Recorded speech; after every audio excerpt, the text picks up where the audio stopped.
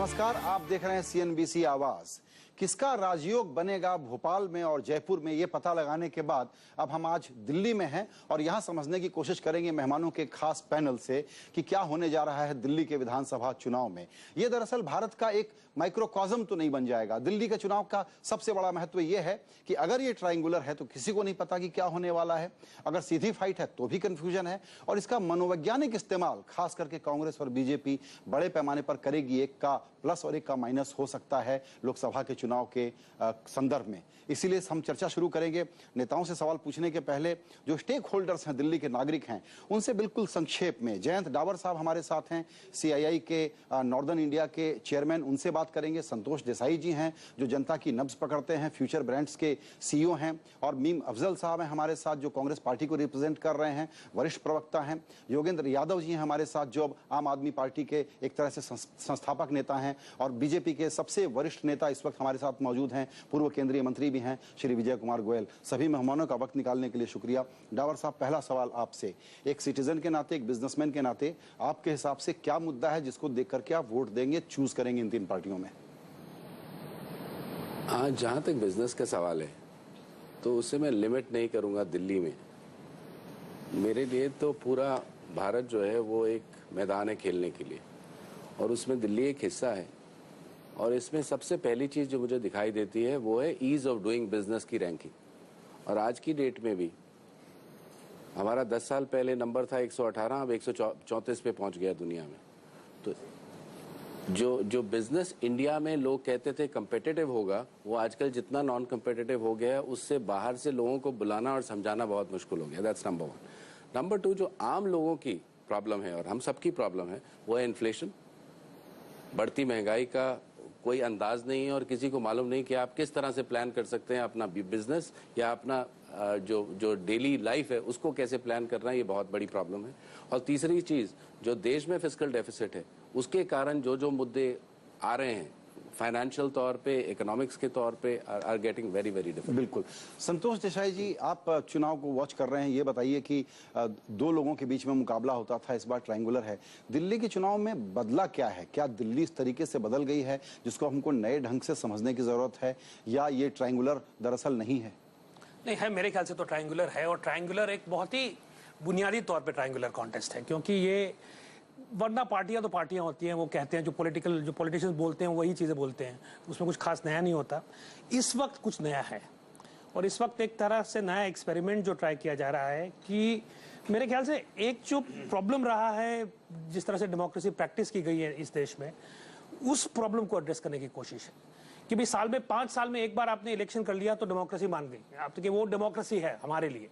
यहाँ एक बार ये आई थिंक सबसे पहले कि जो शासन की जो रिस्पॉन्सिवनेस है on a day to day basis, participative जो एक फीलिंग है डेमोक्रेसी की, उसमें ये कोशिश की जा रही है मेरे ख्याल से दिल्ली में। और सिर्फ दिल्ली में फिलहाल ये अभी तो एक्सपेरिमेंट है जो मेरे ख्याल से सारा देश देखेगा। तो इस तरह से मैं समझता हूं कि एक लिहाज से ये डेमोक्रेसी के लिए रिप्रेजेंटेटिव इलेक्शन है, और एक लिहाज से 2014 के लिए बिल्कुल रिप्रेजेंटेटिव नहीं है। दोनों बात शायद सच है। ये इंटरेस्टिंग है कि 2014 के लिए इसको जोड़ के वैसे ना देखा जाए। गोयल साहब, हमको ऐसा लगता है कि ये 3 बार की इनकम्बेंसी के बाद जो एक सीधा मुकाबला मुख्य चैलेंजर के रूप में आप हो सकते थे, उसके ऊपर आम आदमी पार्टी की चर्चा बहुत ज्यादा छाई हुई है। आप लोगों ने एक तरह से अपॉर्चुनिटी को हाथ से जाने दिया और इनको अपनी जगह बनाने की का मौका दे दिया। अभी तक मेरे पास ऐसे कोई भी प्रमाण नहीं है जिससे मैं ये कहूं कि ये ट्रायंगुलर कॉन्टेस्ट है। लोग एक सीधे तौर पर ये कहते हैं या तो भारतीय जनता पार्टी की सरकार बनेगी और नहीं तो कांग्रेस आ सकती है, किंतु कोई भी एक भी आदमी ऐसा नहीं कहता कि आम आदमी की पार्टी की सरकार या जन समाज पार्टी की सरकार यहाँ पर बनने वाली है। इसलिए आज देश के अंदर और दिल्ली के अंदर कोई आदमी अपने वोट वेस्ट करने को तैयार नहीं है। उनको लगता है जो सरकार बना सकते हैं उनको ही मजबूत किया जाए। दूसरी बात, अगर आप ये देखेंगे कि हमने कोई अपनी स्पेस नहीं दी है जी। कोई अगर स्पेस बनाना चाहता है तो जरूर बनाए। मुझे भी ये लगता था जब अन्ना हजारे का आंदोलन रामलीला मैदान के अंदर था कि इसमें से भ्रष्टाचार के खिलाफ कुछ निकलेगा, किंतु आम आदमी का विश्वास टूट गया। मुझे भी लगता था एक नई पार्टी अगर आ रही है तो वो नए तरीके से चलेगी जी, किंतु वो उन्हीं ढर्रों पे चल रही है जो दूसरी राजनीतिक पार्टियां चल रही हैं, और उससे भी ज्यादा ढर्रे खराब हो गए हैं इसके बारे में आपने देखा होगा 4-5 दिन में डिबेट चल रही है, उसके बारे में मुझे कुछ नहीं कहना जी। जो भारतीय जनता पार्टी है वो बड़ी पार्टी है, वो देश में भी सरकार बना सकती है। उसके सबसे शीर्षस्थ नेता सबसे पॉपुलर हैं आज श्री नरेंद्र मोदी जी। हम दिल्ली में भी सरकार बनाने के लिए अल्टरनेटिव गवर्नमेंट दे सकते हैं। और मुझे ये लगता है कि एक सब लोगों को पता है, सब कहते हैं कि भाई ये जो छोटी पार्टियां इनको इतने परसेंटेज वोट मिलेगा जी, किंतु कोई ये नहीं बताने को तैयार है कौन सी सीटें मिलेंगी उनको जाके जी। जैसे आज भारतीय जनता पार्टी के आराम से दावे के साथ ये कह सकती है कि भाई ये 10 सीटें हमको मिलेंगी, कांग्रेस कह सकती है ये 10 सीटें हमें मिलेंगी जी। यहाँ कौन सी सीट मिलेंगी मुझे पता नहीं।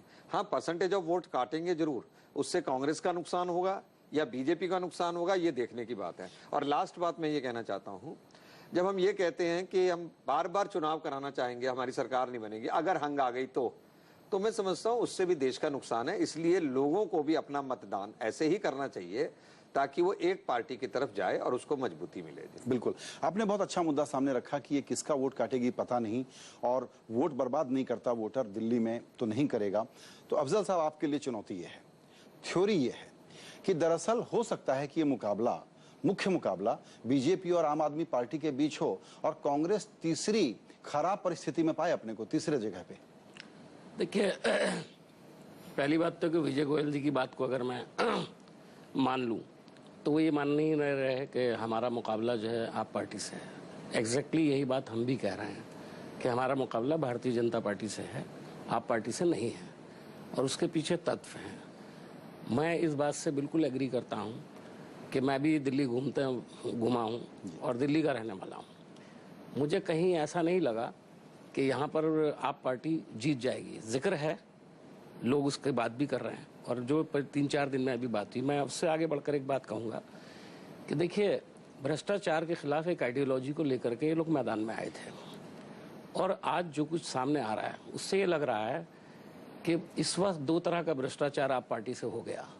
एक तो पैसों का सवाल हो गया, पैसों के भ्रष्टाचार। सर, आप इसमें तसल्ली ले रहे हैं कि तुम भी हमारे जैसे हो, देखो। नहीं, मेरी बात, अपनी बात को मैं कहना चाह रहा हूँ कि एक तो वो भ्रष्टाचार हो गया, एक आम आदमी ये महसूस कर रहा है कि जो कुछ चीज़ें सामने आई हैं उससे आम आदमी ये महसूस करता है कि जो आइडियोलॉजिकल एक कमिटमेंट दिखाई देता था आप पार्टी का, उसके साथ भी भ्रष्टाचार हो गया है।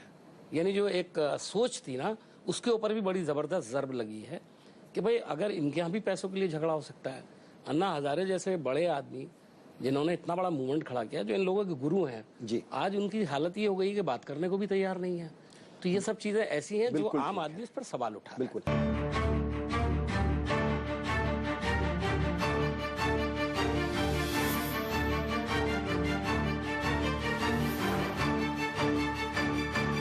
एक्नॉलेजमेंट है योगेंद्र जी, जब ये लोग दोनों आप पार्टी पर अटैक करते हैं तो मानते हैं कि इनकी एक मौजूदगी है, एक उपस्थिति है और एक ट्रैक्शन इनको मिला है, और दोनों कह रहे हैं कि हाँ ये कुछ वोट काटेंगे लेकिन दूसरे वाली पार्टी का काटेंगे। आपके हिसाब से क्या एनालिसिस होना चाहिए इस बात का कि किसका वोट काट रहे हैं आप?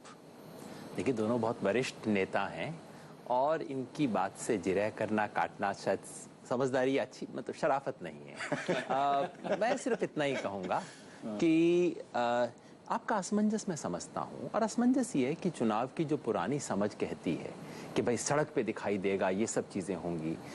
जब वेव इलेक्शन होते हैं, चाहे वो असम गण परिषद का था, चाहे वो तेलुगु देशम का था, उसको उस वक्त सड़क पे देखना, नापना असंभव रहता है। पुराना जो इलेक्शन का मैथमेटिक्स है वो कभी आपको नहीं समझाता जब एक छोटी सी नई पार्टी सीधे घुस जाती है वहां पे।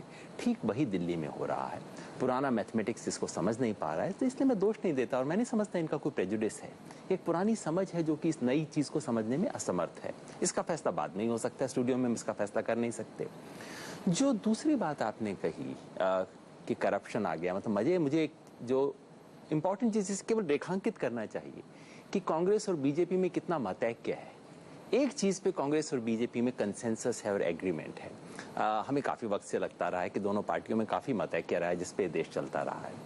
जो करप्शन की बात है, एक तो मुझे खैर बहुत अच्छा लगा सुन के कि अन्ना के प्रति अचानक पिछले 3-4 दिन में काफी श्रद्धा जाग उठी है। वो अच्छी बात है, बाकी रहेगी तो बहुत बढ़िया रहेगा।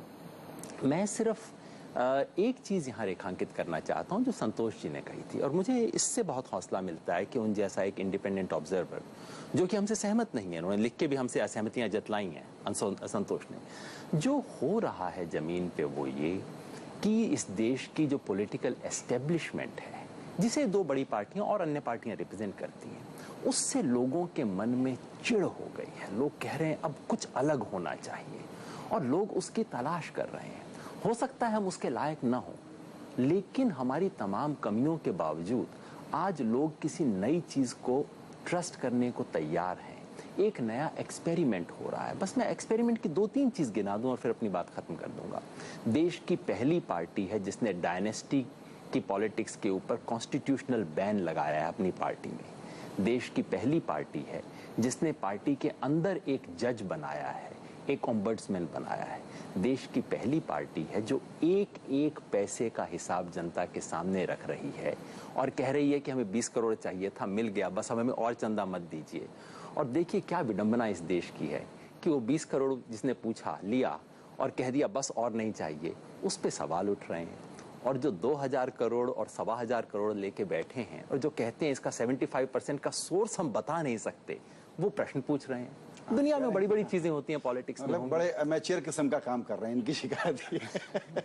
संतोष जी, ये एक बड़ी दिलचस्प बात है यहाँ पे कि आम आदमी पार्टी का उदय इस बात से हुआ है कि एक मध्यवर्गीय सपना, एक मिडिल क्लास हीरोइज्म, और जिस बेचैनी का जिक्र किया योगेंद्र जी ने, हम उसकी तलाश करते हैं और उनको खड़ा करते हैं। पहले ये था कि जब इस तरह के तीसरे लोग आते थे, साहब आप आदमी अच्छे हो लेकिन आपको वोट देकर फायदा नहीं, आप जीतोगे नहीं।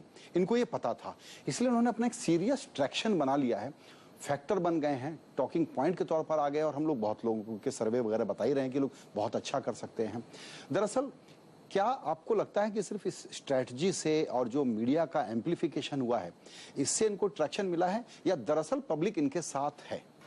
मेरे ख्याल से एक्चुअली जो एक चीज़ काफ़ी नोटिसेबल है, अगर आप देखें जो अन्ना का जो मूवमेंट देखें और वहाँ जो मीडिया ट्रैक्शन देखें और जो मीडिया एम्प्लीफिकेशन की आप बात कर रहे हैं, वो उसका बहुत ही अहम हिस्सा था। वो आप टीवी स्क्रीन पे वो मूवमेंट को देखते, स्ट्रीट पे भी था मगर टीवी स्क्रीन पे आप उसे देखते, बहुत बड़ा देखते थे।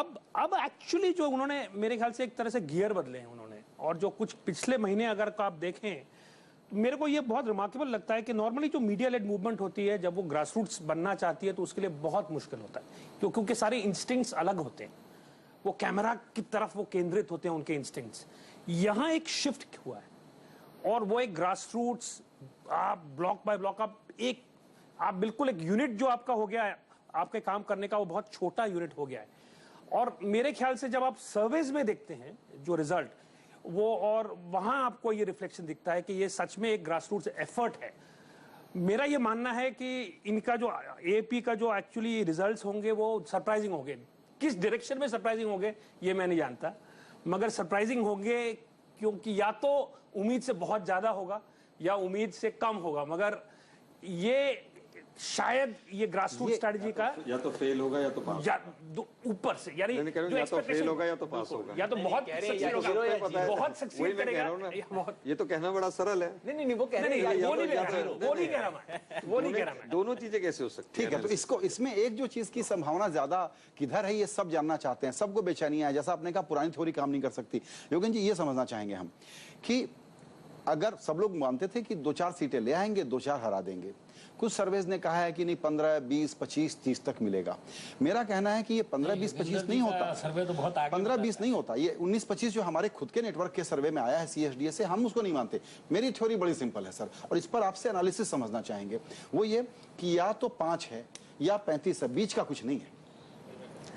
हाँ, संतोष भी ऐसा ही कुछ इशारा कर रहे थे। दरअसल टेक्निकली अगर मैं कहूँ तो एक जो ट्रायंगुलर कॉन्टेस्ट हो जाता है, मेरे दोस्त कुछ भी कहें, मैं कुछ भी कहूँ, ये एक सीरियस ट्रायंगुलर कॉन्टेस्ट है, हर कोई जानता है इस चीज़ को।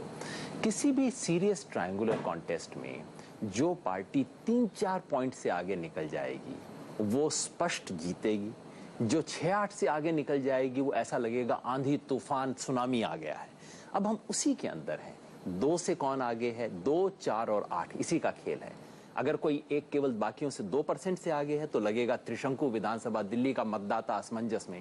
कोई 4% से आगे हो गया तो हेडलाइन बन जाएगी स्पष्ट जनादेश। 8% आगे हो गया तो हेडलाइन हो जाएगी आंधी तूफान अभूतपूर्व इतिहास पलट गया, वो सब होगा।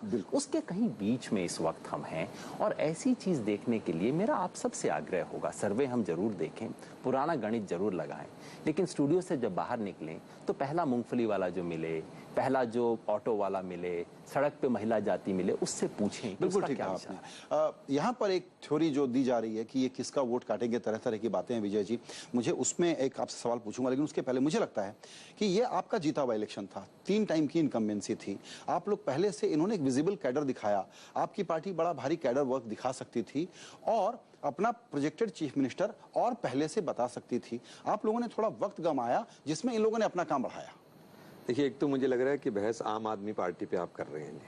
मुझे नहीं बताया गया था कि आप आम आदमी पार्टी पे बहस करेंगे। नहीं सर, आपको जो कहना है नहीं, कहने नहीं जी, वो आपकी डायरेक्शंस उस तरफ चली गई हैं जाके जी।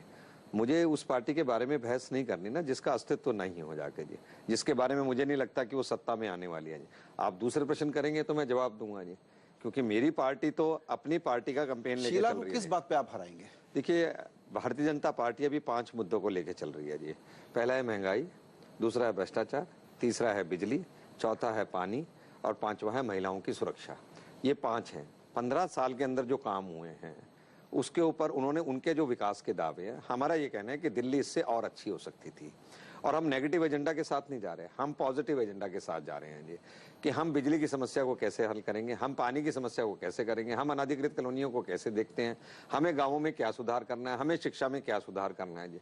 तो मैं समझता हूँ जनता भी आज यही जानना चाहती है कि भाई हर पार्टी ये बताए कि भाई वो दूसरों से डिफरेंट कैसे है और वो इन चीजों का क्या हल लेके आएगी। जैसे अगर हम कहते हैं कि हम बिजली के दाम 30% कम करेंगे, तो हम कहते हैं कि भाई ये भी सरकार चाहे तो कम कर सकती है, बशर्ते कि बिजली कंपनियों में कंपटीशन हो। जिस समय इलेक्ट्रिसिटी एक्ट बना था उसमें लिखा था कि भाई ये कंपटीशन होगा और इस कंपटीशन से रेट वैसे ही नीचे आएंगे जैसे मोबाइल्स के नीचे आए थे। सीएजी ऑडिट हो, आरटीआई हो, बिजली कंपनियों के बारे के अंदर किया जाए तो मैं समझता हूं कि उससे हो सकता है। ऐसे ही दिल्ली में पानी की कमी नहीं है, किंतु पानी की वाटर डिस्ट्रीब्यूशन और वाटर मैनेजमेंट की कमी है। मुनक नहर बना दी, 440 करोड़ खर्च कर दिए, किंतु एक बूंद पानी नहीं आया जी। बीआरटी बना दिया, किंतु करोड़ों रुपए खर्च हो गए, अब उसको डिसॉल्व कर दिया, उसका कोई फायदा नहीं हुआ। तो अकाउंटेबिलिटी कमीशन होना चाहिए कि भी कौन लोगों ने गलत फैसले लिए, उनसे ये सब पूछा जाना चाहिए कि भी आपने कैसे गलत, जिम्मेदारी उनकी तय की जानी चाहिए। तो मैं समझता हूं कि ये मुख्य मुद्दे हैं जिनके ऊपर जाना चाहिए जी। कौन मैनिफेस्टो में क्या कह रहा है वो बड़ी बात नहीं है, बड़ी बात यह है किसका पास्ट क्या है, जाके किसका पास्ट क्या है जी।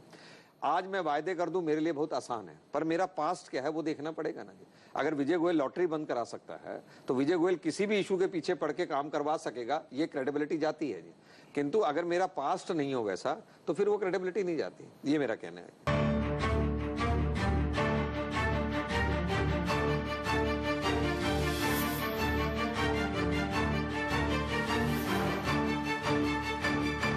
नीम अफजल साहब आपके पास आऊंगा, लेकिन चूंकि बिजली का मुद्दा बहुत चर्चा में आता है और इसके लिए सही आदमी डावर साहब है बताने के लिए, सारी पार्टियां पॉपुलिज्म के तौर पर बात कर रही हैं, हम 30% कम कर देंगे, नहीं जी हम तो 50% कम कर देंगे।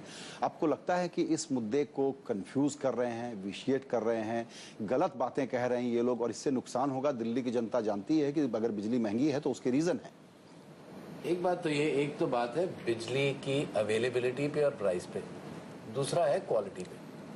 तो क्वालिटी का जो मुद्दा है वो अभी तक कोई सामने नहीं लाया। दूसरी जो मेरी शिकायत है वो मीडिया से, कि हम जो रोज़ देखते हैं मीडिया में वो डिबेट्स देखते हैं लोगों की पर्सनल लाइफ पे, उसने ये किया, उसने ये किया, ये स्कैंडल किया, ये किया, पर मुझे ये 3 जेंटलमैन एक जगह ये बैठे नहीं डिस्कस किया कि ये अगर मुद्दा है मैं उसके लिए क्या करूँगा, या वो क्या करेंगे या वो क्या करेंगे। ये अमाउंट देना मैं 50% कम कर दूंगा या 30% कम कर दूंगा या 20%, पर कैसे करेंगे ये किसी को नहीं मालूम। नहीं, हमने फॉर्मूले दिए हैं, अभी भी बता सकता हूं। मुझे जो चाहिए, मुझे चाहिए एक डिबेट। राइट। वो डिबेट में मुझे तीनों को अगर कंपेयर करना है तो मुझे एक्चुअल वो परिस्थिति चाहिए जिसमें मुझे दिखाई देता है, मुझे कुछ दिखेगा। आज आम आदमी पार्टी कह रही है कि हम 50% कम कर देंगे। मेरा झलकना ऐसा है कि एडमिनिस्ट्रेटिवली तो अभी तक इनके पास कोई एक्सपीरियंस नहीं है, बट इनकी बातें बहुत अच्छी हैं। तो क्या लोग सिर्फ बातों पे जाएंगे या गहराई में देखेंगे? अभी तक दिल्ली में 2 पार्टी सिस्टम चलता रहा है, कांग्रेस है या बीजेपी है, पर लोगों को ये लगता है कांग्रेस भी वैसी है, बीजेपी भी वैसी है। तो सिर्फ एंटी इनकम्बेंसी के मतलब चलो इस बार उनको चांस दे दो तो उस तरीके से तो आम आदमी पार्टी का आना एक वेलकम मूव है, but we would like to see कि मीडिया जो है वो डिबेट में ले कि क्या होने वाला है, कैसे वो करेंगे। जैसे इन्होंने 5 मुद्दे बनाए, मैंने आज तक 3 पार्टियों को इसके बारे में डिस्कस करते नहीं सुना। बिल्कुल, इस पर और थोड़ी चर्चा आगे बढ़ाएंगे, लेकिन दरअसल ये संतोष जी, मेरा कोई इरादा नहीं था कि इनको ये कहना पड़े कि यहाँ तो लगता है कि आम आदमी पार्टी सेंट्रिक डिस्कशन कर रहे हैं। एक तरीके से उन्होंने ठीक पकड़ा है। आपको क्या लगता है जब नया फैक्टर आता है तो दरअसल मीडिया ने इसको जरूरत से ज्यादा आंक करके, एक न्यू टॉकिंग पॉइंट है जी, बात कर लेते हैं, यही तो नया है, चर्चा क्या करें, तो आपको लगता है कि बहुत ही डिस्प्रपोर्शनेट फोकस हो गया है और दरअसल ये इतने बड़े प्लेयर शायद ना हो और उस जगह विजय गोयल जी की नाराजगी सही है? नहीं, एक तरह से वो जो कह रहे हैं वो समझ सकते हैं कि क्यों कह रहे हैं ऐसा, मगर दूसरी तरफ से अगर आप देखें तो ये इन्हीं की पार्टियों के जैसे इनकी पार्टी है कांग्रेस, जिस तरह से ये डिबेट्स कंडक्ट करते हैं, कोई चारा नहीं रहा। एज अ व्यूअर हैं, एज मीडिया अगर आप देखें तो वही पुरानी घिसी पिटी एक दूसरे पे चिल्लाने वाली जो हरकत है वो कब तक चलेगी। और फिर मीडिया तो मेरे ख्याल से बहुत टॉलरेंस है इसके लिए कि ये हर शाम यही सिलसिला चलता रहता है मीडिया पे। जो अभी डावर साहब ने कहा, बिल्कुल सही बात कही कि मुद्दे जो हैं, थोड़ा उसमें मीडिया का भी दोष है कि मुद्दे में इंटरेस्ट नहीं है, आपको जो कहानियां जो बनती हैं उसमें ज्यादा इंटरेस्ट है। मगर जब मुद्दों की बात होती है तो जिस तरह की चर्चा होती है आप देखते हैं, उसमें मेरे ख्याल से शोर शराबा, उसमें इंटरेस्ट, कोई तथ्य नहीं। तो मेरे ख्याल से ये अगर तथ्य देखें, इसमें नई बात आप छोड़ दीजिए, नया तथ्य कहाँ है, नई सोच कहाँ है, बहुत महत्वपूर्ण बात। तो ये जो अगर, क्योंकि ये फिर डिसमिस करना बड़ा आसान है कि आप लोग नए हो, आपकी क्या बात करें, अभी आपने तो कुछ दिखाया नहीं, सही बात है वो, मगर नई सोच, एक नया अटेम्प्ट हो रहा है। मेरे ख्याल से ये इंपॉर्टेंट है ना सिर्फ दिल्ली के लिए मगर देश के लिए। जो भी कहें पॉलिटिशियंस, जो ट्रेडिशनल पॉलिटिशियंस हैं, जो भी कहे ये नई बात है, सक्सेस हो फेलियर हो सकता है कि ये फेल हो जाए पार्टी, मगर एक्सपेरिमेंट फेल नहीं हो। बिल्कुल योगेन जी, ये जो बात उठा रहे हैं मीडिया वाले पर, मुझे लगता है कि आपका एक कमेंट लेना चाहिए, दर्शकों को बड़ी दिलचस्पी होगी वो जानने में कि हम लोग दबाव डालना तो छोड़िए, हम ज्यादा इच्छुक बैठे हैं कि आइए बहस को और कितना घटिया बनाया जा सकता है करके देखते हैं।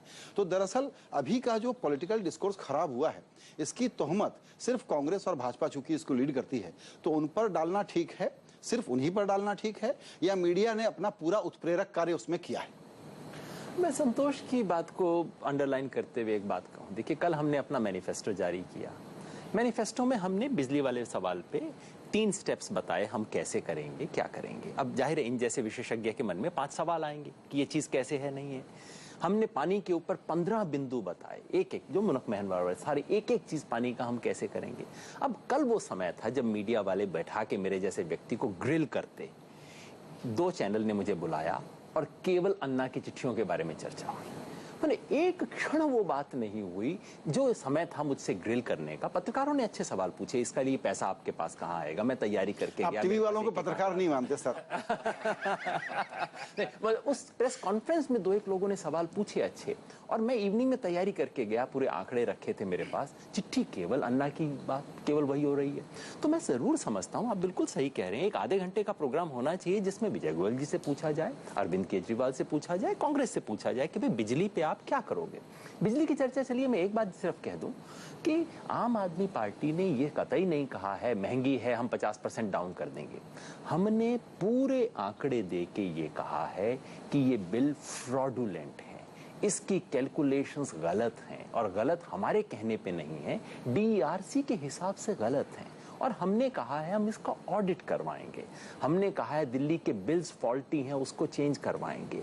हमने कहा है दिल्ली के मीटर फॉल्टी हैं, उनकी हम इंडिपेंडेंट रिव्यू करवाएंगे। अब इन 3 चीजों के ऊपर मुझे नहीं लगता आप भी डिसएग्री करेंगे इन चीजों से। इसके बाद कितना आता है, बट मैं सचमुच चाहता हूं कि आधा घंटा बहस हो केवल इस सवाल पर, अगर हमारी कमी है तो सारी जनता के सामने आए। चलिए, CNBC आवाज ने थोड़े तो बहस की। जरूर, शुक्रिया।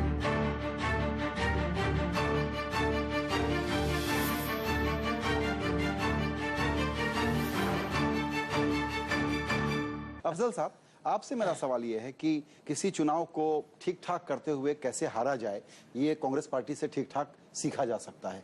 एक उदाहरण दूंगा मुद्दे के तौर पर। लॉ एंड ऑर्डर का इतना बड़ा मुद्दा हुआ, शीला दीक्षित डायरेक्ट इनडायरेक्ट हर तरीके से कह चुकी हैं कि इस इशू को एड्रेस करिए। कानून में परिवर्तन करिए, हमको लॉ एंड ऑर्डर में कोई रोल दीजिए, लेकिन आप लोगों ने कोई इनिशिएटिव सीज करने के बजाय, फॉरवर्ड लुकिंग मुद्दा सामने रखने के बजाय एक होल्ड ऑल किस्म की अपनी बातें कर ली हैं, जिसमें दरअसल हमको कुछ याद नहीं रहता कि अब आपको क्यों वोट दें। देखिए, आपका सवाल का जवाब देने से पहले इस पूरी बहस में एक बड़ा अहम सवाल विजय गोयल जी ने उठाया और देसाई साहब ने उठाया, मैं उसको पहले लेना चाहूँगा। आपने देखा कि इस वक्त दिल्ली में 10-15 पार्टियां जो हैं वो इलेक्शन लड़ रही हैं, लेकिन चर्चा उसमें बीएसपी भी है, और बीएसपी ने पिछले चुनाव में मुझे बताया गया शायद 7% वोट लिया, कितना 14%। इट्स वेरी इंपॉर्टेंट, लेकिन उसका कोई जिक्र नहीं हो रहा। आप पार्टी का क्यों हो रहा है? तो यहाँ जो आपने कहा, मैं समझता हूँ कि राजनीति में इसकी इजाज़त होनी चाहिए कि अगर कोई नई बात कहना चाहता है, कोई इंसान नई बात लेकर के देश के लिए कोई नई दिशा देना चाहता है, उसको मौका मिलना चाहिए। लेकिन प्रॉब्लम क्या हुई? देखिए, जिस वक्त ये मूवमेंट शुरू हुआ अन्ना हजारे साहब का, मैं इस वक्त बहुत पॉलिटिकल बात कर रहा हूँ आपसे, तो उस वक्त उस मूवमेंट के अंदर तमाम लोग शामिल थे, केजरीवाल साहब, उनकी पूरी टीम, तमाम लोग जो आज नज़र आ रहे हैं। लेकिन उसके साथ साथ एक इम्पॉर्टेंट फैक्टर इसके कामयाबी का ये भी था कि भारतीय जनता पार्टी की पूरी सपोर्ट थी उसको, और जो रामलीला ग्राउंड के अंदर बहुत बड़ा एक जमावड़ा हुआ था, जिसको टीवी पर भी बड़ा दिखाया गया, उसके अंदर पूरा योगदान था बीजेपी का, और इससे इनकार नहीं, आप ही लोगों ने दिखाया ये सब। और आज ये पार्टी जब आगे बढ़ी तो थोड़े दिन के बाद मुझे लगा कि भारतीय जनता पार्टी को ये लगने लगा कि हमने जिस बच्चे को जन्म दिया वही बड़ा होकर के हम ही को खाने के लिए आ रहा है, नंबर 1। और इनकी जो क्रेडिबिलिटी है बड़ी तेज़ी से मुतासर हुई है। एक वजह यह है कि भारतीय जनता पार्टी इनको डिस्क्रेडिट कर रही है, और दूसरी यह है कि अन्ना हजारे इस मूवमेंट से गायब हो गए जो इसका सूत्रधार थे। इसलिए मैं समझता हूं कि बात तो इन्होंने ज़रूर नहीं की है, लेकिन मैं इस हद तक समझता हूं इस बात को कि इसकी चर्चा आज भी हो रही है, लेकिन लोग जो हैं वो ये देखते हैं कि इस मूवमेंट को, आपने 2 मिसालें दी बड़ी इंपॉर्टेंट, एक दी आपने तेलुगु देशम की मिसाल, दूसरी दी आपने आसाम गण परिषद। दोनों मूवमेंट उस वक्त तक चले जब तक कि उनके लीडर्स साथ थे। अगर लीडर माइनस उसी वक्त हो जाते तो वो इस हद तक ना पहुंचते, और उनके जो सूत्रधार थे दोनों निकल गए जी, तो आज उन दोनों पार्टियों का हालत क्या है देखिए आप जी।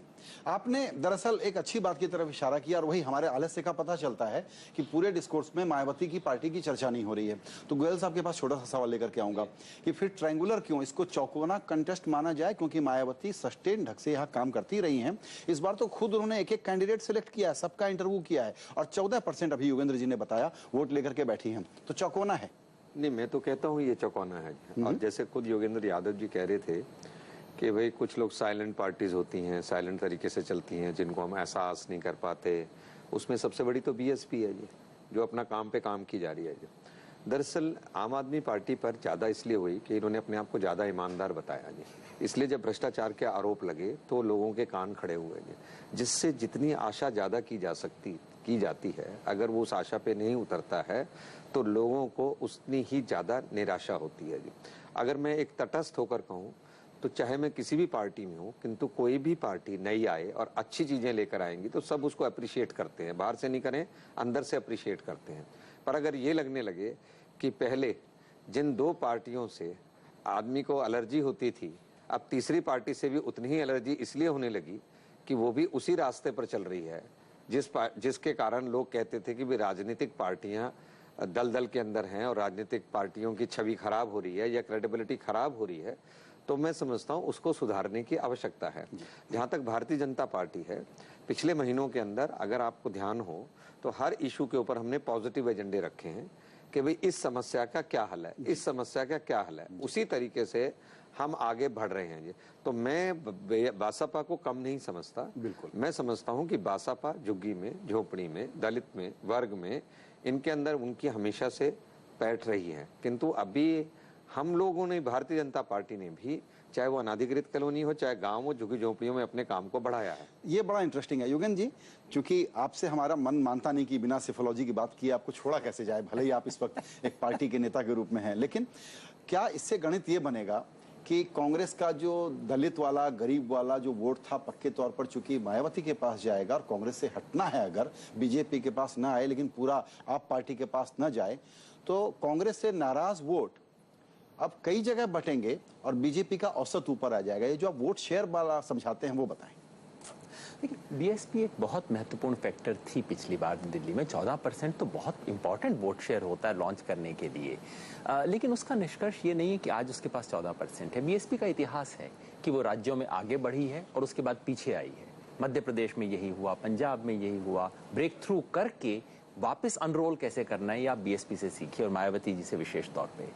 बीएसपी दिखाती है कि दिल्ली के वोटर में बहुत समय से एक बेचैनी रही है, एक तीसरे विकल्प की तलाश रही है। पिछली बार संयोग से बीएसपी वो बनी, इस बार उस तलाश का लाभ आम आदमी पार्टी को मिल रहा है।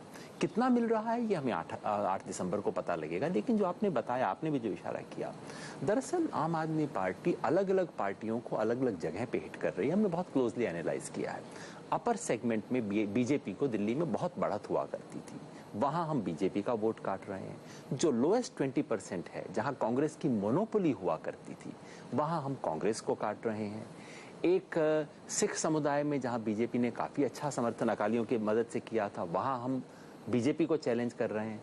मुस्लिम और दलित में हम कांग्रेस को चैलेंज कर रहे हैं। और उस सब के चलते हुए, जैसा किसी भी एक टिपिकल वेव इलेक्शन में होता है, कोई नई पार्टी जब आती है तो वो इवन आउट कर देती है। बिल्कुल वो इवनिंग इफेक्ट इस टाइम दिखाई दे रहा है। ये बड़ा इंटरेस्टिंग है। किसी का भी वोट काटने के लिए ये किसी से भी मिल सकते हैं, तौहीद से भी मिल सकते हैं, उसको कम्युनल भी बना सकते हैं, उसको ये भी कर सकते हैं। तो फिर लोग कहते हैं इनमें और दूसरी पार्टियों में फर्क है।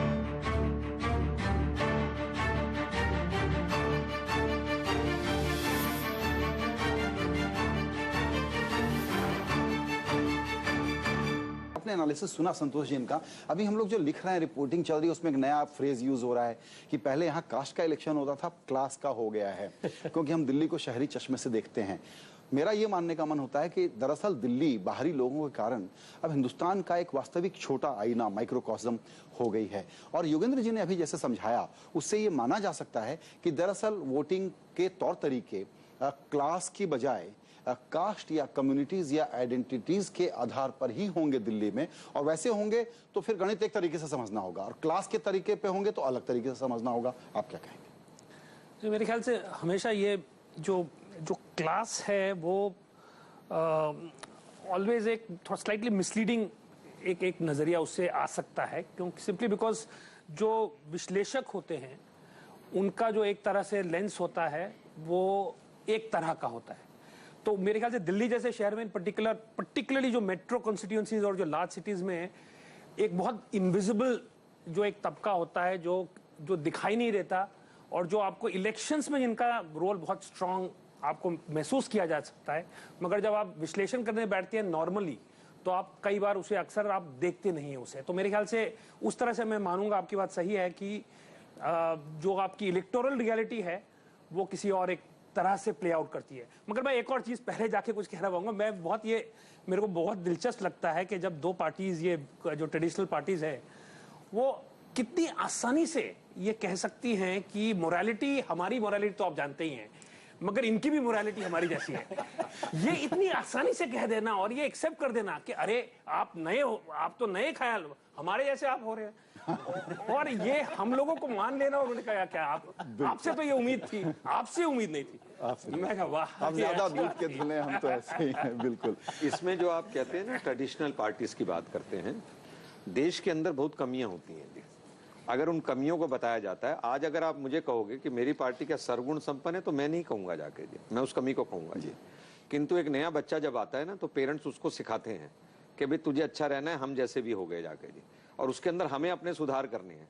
किंतु आप जो आशा है उसको निराशा में बदल देंगे। आज भ्रष्टाचार के खिलाफ अन्ना ने लड़ाई लड़ी, उस आंदोलन के हश्र से कितने लोगों का विश्वास टूटा, इसकी आप कल्पना कर सकते हैं।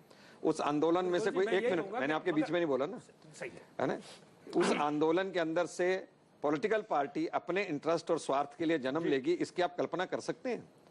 तो इसलिए आप एक बात समझिए कि भी लोग उसमें जुड़े थे भ्रष्टाचार के खिलाफ, उसमें लोग इसलिए नहीं जुड़े थे कि किसी नई पार्टी को जन्म देंगे जाके। और जैसे अन्ना ने कहा कि अगर व्यवस्था परिवर्तन था तो वो लोकसभा से था, वो किसी एक राज्य से नहीं था। आज इनके लिए अस्तित्व की लड़ाई इसलिए है कि अगर ये बैठ गए तो खत्म हो जाएंगे पूरे। इसलिए येन केन प्रकेन से किसी प्रकार से भी सीटें आनी चाहिए ताकि वो स्टेब्लिश हो सकें, और उसी के मार्क कर रहे हैं जी। मैं तो मान रहा हूं, अभी भी कहता हूं मैं कि राजनीति के अंदर आज बहुत बुराइयां हैं, राजनीति के अंदर आज भ्रष्टाचार है, राजनीति के अंदर साफ सुथरे सभी छवि के नेता चाहिए। मैं तो मानता हूं इस बात को जाके। और इसमें जब हम कहते हैं तो उसका आपको क्रेडिट देना है, उसको ये नहीं देना कि जी आप अपने बारे में ये कहते हैं। हम तो ये कहते हैं इन चीजों को सुधार करना चाहते हैं, क्यों नहीं सुधार करना? हमारी नई पीढ़ी में ये सुधार चाहिए सब लोगों को, हम सब चाहते हैं जी। एक जरूरी बात योगेंद्र जी, ये सवाल मैं सबका मिला जुला करके और अपनी तरफ से भी पूछना चाहता हूं कि जिस अलग होने की बात है उस पे मुझे पहली निराशा उस दिन हुई थी जब ये आलोचना हुई कि दिल्ली में ये लोग अपर कास्ट ब्राह्मणिकल टाइप का कुछ आंदोलन चला रहे हैं, तो अचानक अरविंद केजरीवाल और बाकी साथियों ने एक दलित और एक मुस्लिम बच्ची को अगल बगल बैठा दिया ला करके, या उसके बाद ये सिंबॉलिक और आइडेंटिटी वाली पॉलिटिक्स की तरफ चले गए, या वैसे अल्फाज में बातचीत की। जिस तरीके से, जिस ताजगी से आए, उसके बाद तरीके आप लोग वही अपना रहे हैं जो ये ट्रेडिशनल पार्टियां अपनाती हैं लोगों को अपील करने के और अपीज करने के। ये एक इल्जाम आपके ऊपर, आपकी पार्टी के ऊपर बनता है। दूसरा मेरा सवाल है जो शायद लोग सीधे में नहीं पूछते होंगे, लेकिन मैं आपसे इजाजत ले सकता हूं, वो ये है कि ये विनम्रता और भ्रष्टाचार के नाम पर जितने एक्सट्रीम बयान दिए जा रहे हैं, एक तो अधूरापन और कच्चापन दिखता है, दूसरी चीज ये दिखती है कि दरअसल बड़ा भारी अहंकार हो गया है इस ट्रैक्शन के मिलने के कारण। ये मेरी एक समरी है आपकी पार्टी के बारे में। अधूरापन और कच्चापन सही बात है, मैं इससे इनकार नहीं करूंगा। हम नए हैं, हम सीख रहे हैं, कुछ चीज़ों में हम न सीखें तो अच्छा है, लेकिन कुछ चीज़ों में हमें सीखने की ज़रूरत है। तो अधूरापन है, कच्चापन है, कई बार अति उत्साह में कई चीज़ें हो जाती हैं, गलतियाँ होती हैं, माननी चाहिए। और गलतियां मानेंगे नहीं तो सीखेंगे कैसे, सीखेंगे नहीं तो आगे बढ़ेंगे कैसे? वो बात बिल्कुल सही है। कई आपने मिसाल दिए, उस हर एक मिसाल को मैं नहीं पकड़ूंगा, लेकिन हाँ, कई गलतियां, एक मूवमेंट जब अपने आप को पॉलिटिक्स में बदलती है उसमें कई गलतियां होती हैं। मुझे ये अजीब लगा कि एक दिल्ली के वरिष्ठ राजनीतिज्ञ, देश के एक वरिष्ठ राजनीतिज्ञ मान के चलते हैं कि राजनीतिक पार्टी बनाना निहित स्वार्थ का काम है। मैंने सोचा कम से कम सड़क पे तो लोग कहते हैं, राजनेता कम से कम ऐसी बातें नहीं कहेंगे। राजनीति करना इस देश का भविष्य बदलने का काम है। जो कहा आइडेंटिटी पॉलिटिक्स वाली बात, देखिए इसमें काफ़ी गलतफहमी हुई है और ऐसी विचित्र स्थिति बन गई है कि हम जब बाकी किसी से मिलें तो कोई आइडेंटिटी पॉलिटिक्स नहीं है, लेकिन अगर कोई दाढ़ी वाले सज्जन से हम मिल लें, मुस्लिम से मिल लें, तो एकदम आइडेंटिटी पॉलिटिक्स हो जाती है। तौकीर रज़ा वाले मामले में हुआ क्या? अरविंद केजरीवाल मिले, ना कोई फॉर्मल अलायंस, रिलेशनशिप, इनविटेशन, कुछ नहीं हुआ, मिले। और मिलने के बाद उन्होंने कहा, जब उनसे शाम को पूछा गया इस व्यक्ति का ये बैकग्राउंड है कि आप जानते हैं, उन्होंने कहा एक्चुअली मुझे पता नहीं था।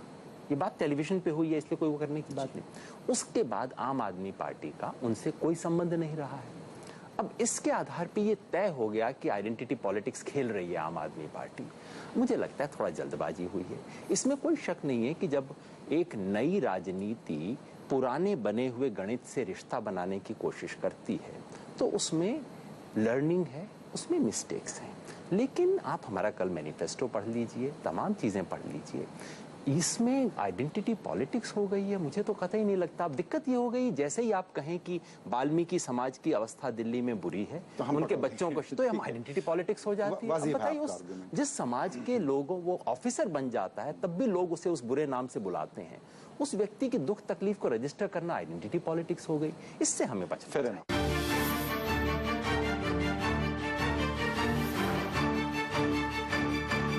अफजल साहब, आपके लिए एक बड़ा सिंपल सा सवाल है, आसान जवाब भी है इसका।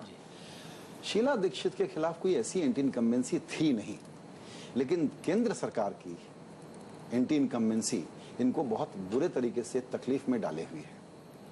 देखिए, मैं तो ये मानता ही नहीं हूँ कि शीला जी के खिलाफ कोई एंटी इनकम्बेंसी है, क्योंकि उन्होंने सीधा सीधा काम किया है और दिल्ली में विकास जो हुआ है वो सबके सामने है लोगों के। हमारे गोयल भाई जितना भी कह लें, आप लोग जितना भी कह लें, लोग ये ज़रूर देखेंगे 15 साल पहले दिल्ली की क्या हालत थी, आज दिल्ली की क्या हालत है। जो डेवलपमेंट हुआ है वो सबसे छुपा हुआ है, नहीं है, बिल्कुल सामने है। जिस तरह सड़कें बनी हैं, सब कुछ हुआ है। दूसरी बात ये करप्शन के सवाल पर जो इन्होंने बहुत बड़ा सवाल उठाया था, और ये सही है कि इस इशू पर देश में लोगों ने एकदम बहुत गहराई से सोचना शुरू किया। लेकिन अभी आप देखिएगा, हमारे यहाँ दिल्ली में 7 मंत्री हैं। अब मध्य प्रदेश से मुकाबला कीजिए, छत्तीसगढ़ से मुकाबला कीजिए या दूसरी जगहों से मुकाबला करिए, इवन हमारी स्टेट्स में भी कहीं पर आपको ऐसा मिलेगा, लेकिन दिल्ली में अभी तक किसी भी मिनिस्टर के खिलाफ कोई ऐसा बड़ा घपला या ऐसा घोटाले की कोई रिपोर्ट सामने नहीं आई, जहां तक मेरी नॉलेज में है। सिर्फ एक वाकया हुआ जो गेम्स को लेकर के हुआ, उसमें इनको जेल तक जाना पड़ा और लोगों ने देखा कि नहीं भाई, अगर ऐसा कुछ होता है तो लोग जेल भी जाते हैं।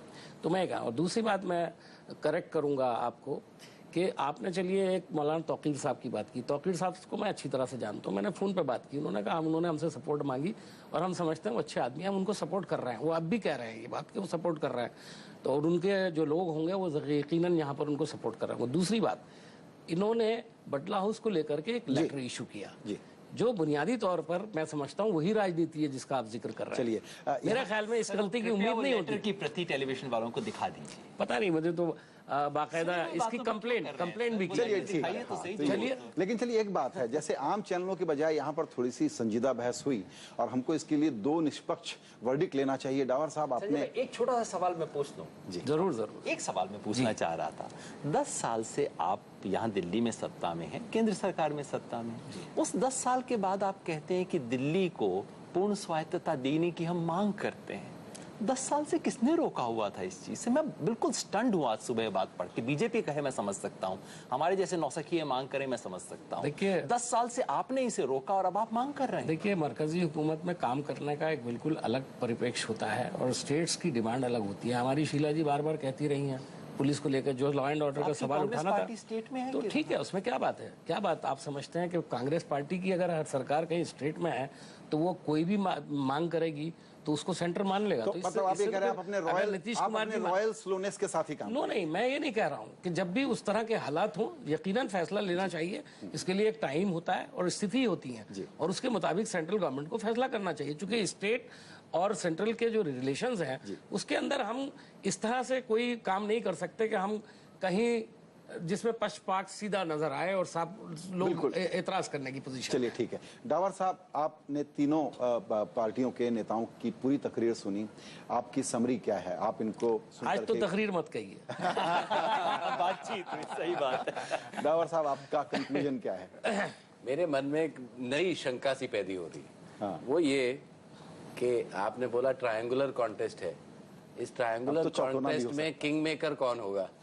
किसकी जो सरकार किसी की बनेगी? मुझे नहीं लगता कि किसी को एब्सोल्यूट मेजॉरिटी मिलने वाली दिखाई दे रही है। ये एक सवाल लोगों के दिमाग में है। सवाल बहुत स्ट्रांग है। साहब, उसका क्या होगा मुझे मालूम। आपका फाइनल वर्डिक्ट आफ्टर?